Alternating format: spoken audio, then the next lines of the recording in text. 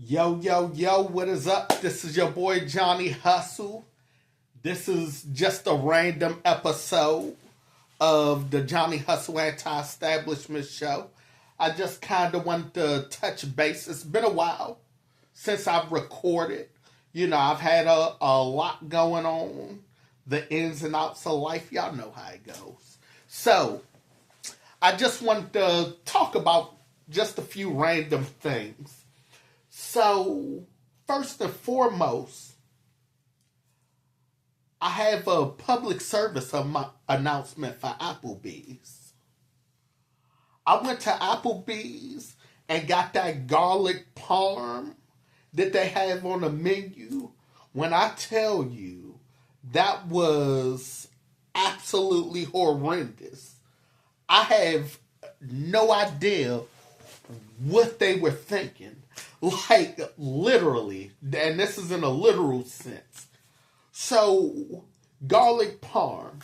You go somewhere to get garlic parm. It comes with the noodles, the fried chicken breast with the marinara sauce. Just like pretty standard. So, I didn't read the whole menu. I saw garlic parm. I was like, you know what? Garlic parm sounds fantastic. So I ordered a garlic parm. Garlic parm comes to the table. And the garlic parm, this is no joke, y'all. The garlic parm was the fried chicken with the tomatoes, with the marinara sauce. And then underneath it, it was sitting on a bed of Alfredo. In what world does Alfredo sauce go with tomato sauce? I was like, literally mind blown. Literally mind blown. So I eat, I'm trying to work my way through, and I can eat, okay? I don't play no games when it comes to my food. It doesn't even have to be the most appetizing food ever. If I get food in front of me, I like sustenance. I don't know if you can tell your brother a little chunky over here. But, so anyway, I'm eating the garlic parm. And then, halfway through, I'm like, or not even halfway through, after a couple of bites, I'm like, oh my goodness, I hate this. This is absolutely awful. Why, and who did it? The nerve of the chefs that created that Applebee's menu to have freaking Alfredo sauce under.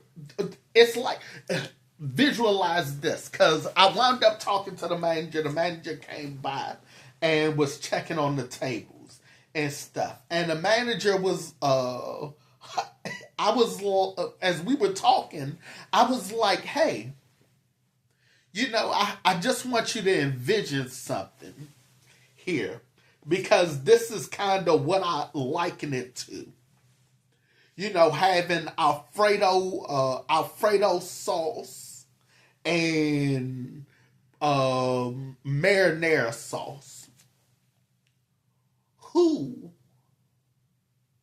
drinks milk and eats a tomato at the same time? Who does that?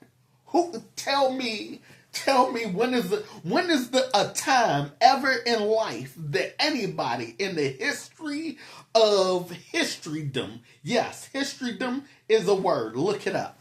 Or don't look it up, maybe, because it might not actually be a word. But who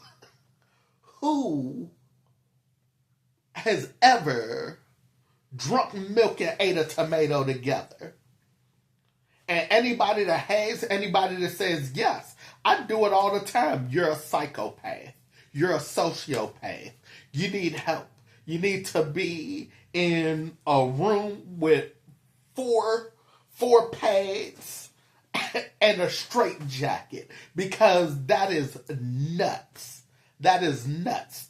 Tomatoes and milk do not go together. It's like pick your poison. You want an upset stomach or do you want heartburn? Guess what? At Applebee's, they were serving both on the same dish. Crazy work. Absolutely crazy work. So, anyway, that was like a few days ago. I just had to get that off of my chest because I just couldn't believe it for the life of me. I just couldn't believe that I was eating tomatoes and milk together. Yeah, it was, and don't get me wrong, individually, the Alfredo tasted good. Individually, the garlic parm tasted good. Like if they would have separated both of them, I would have been A-okay. Eating them together on the same plate is a no-go. Applebee's, listen to me. Look in my eyes. Look in my eyes. Don't do that crap again. Hurry up and get that off of your menu. It doesn't belong there. It's not worth it. We can't live a life like this. But that takes me to slightly not a bigger conversation, but a bigger conversation. So, I've been thinking a lot about small businesses and stuff. As far as how the economy works and everything like that, and the difference between corporate and the difference between like small and medium sized businesses. At a small business, you could give the manager, GM, that feedback, and that is something that could be fixed pretty quickly or pretty expeditiously. When you look at a corporate structure, everything has to go up the ladder to the next person on the next rung and everything like that. Oh, by the way, Applebee's customer service when the manager came over was fantastic. So, in the customer service aspect wasn't a thing to worry about. I just need y'all as a corporation tighten up on your food. Crazy work. The nerve. We can't be out here living like this. How dare you? But like corporations, it takes times and levels to change things. So when I go into a small business and you're getting feedback from multiple people that, oh, I don't like this. I don't think this is great. Blah, blah, blah, yada, yada, yada. Because you're a small business, maybe you should start pivoting faster. And maybe you should start pivoting faster to the needs of your customers. And that is one of the crucial advantages that small businesses have over large corporations. And I don't think enough small businesses are actually taking that into account. That if you can change something rapidly, if you don't have to run something up the chain through an area manager, then a VP, then the president, then somebody else, then the CEO, and then the CEO has to approve, or the CFO or COO, whichever one of them it is, has to approve of the change, then you can start cycling through things quicker. I don't know. It's just some things in small businesses, I don't know why they are so hesitant to make changes when their clientele is asking for change. I think maybe there should be Because I think a lot of small businesses, because I like to frequent small businesses. If I have a choice between eating at a major chain or eating at a local mom and pop shop, a diner, whatever, I'm going to pick the diner almost every time.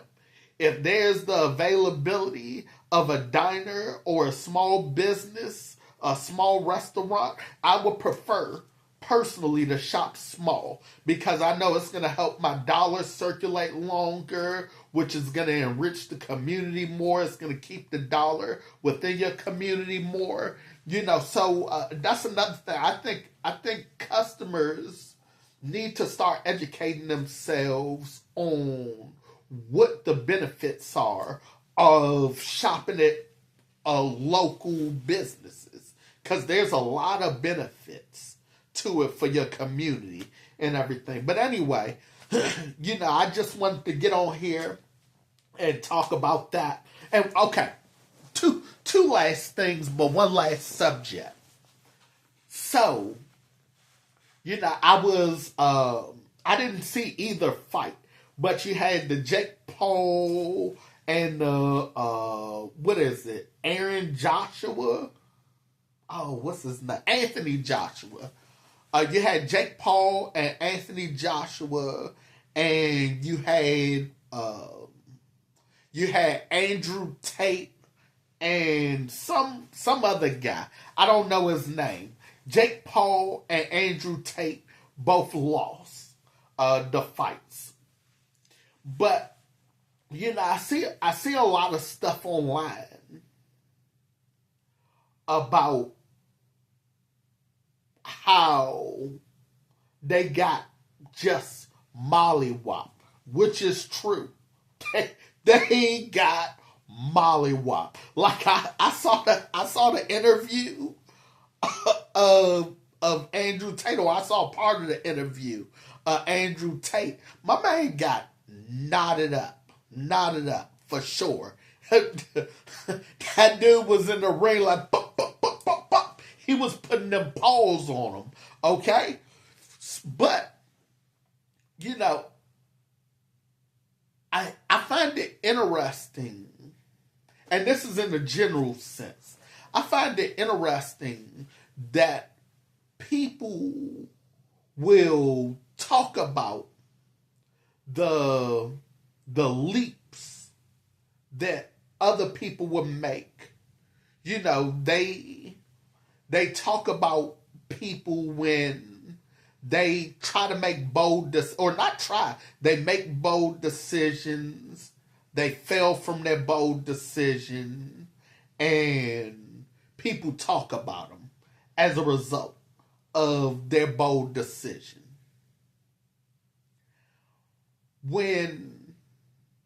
And personally, I think when somebody steps out, and I'm only using those two, Jake Paul and Andrew Tate, because they had to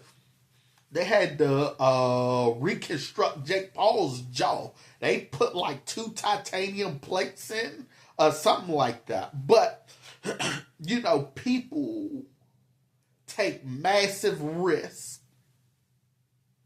and they fail, and then we use that as a talking point to talk about them and to ridicule people, instead of recognizing that certain things take courage. Because let me tell you what I'm not going to be doing anytime soon, anywhere near in the near future.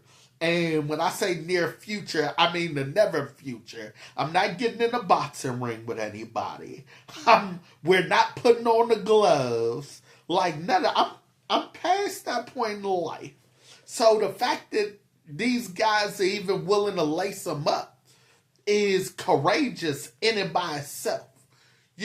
And I think that if in society, if we begin to take even small steps towards being bold in matters like this, taking chances in matters like this, that it could do phenomenal things for our lives.